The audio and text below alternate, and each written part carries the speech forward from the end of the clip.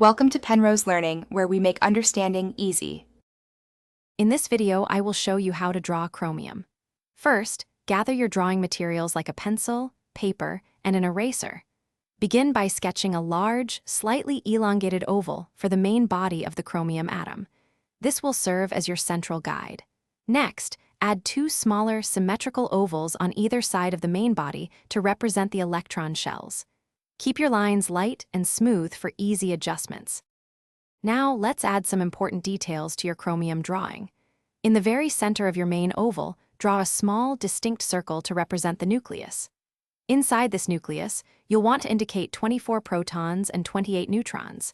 Then, carefully sketch the electron shells around the nucleus, placing 2 electrons in the first shell, 8 in the second, 13 in the third, and 1 in the outermost shell.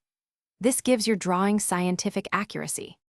With the basic structure in place, it's time to refine your drawing. Carefully go over the main outlines of the chromium atom and its electron shells, darkening your lines to make them stand out. Use your eraser to gently remove any initial sketch lines that are no longer needed or any lines that overlap incorrectly. Take your time to ensure all your shapes are smooth, clean, and well-defined, giving your chromium a polished look. Finally, let's bring your chromium drawing to life with color. For the main body of the atom, select a metallic silver or a light gray to capture its characteristic luster. You can use a slightly darker shade for the nucleus and the inner electron shells to create depth. To give your chromium a truly reflective and shiny effect, add some subtle highlights using a lighter color or by leaving small areas uncolored. This adds a realistic touch.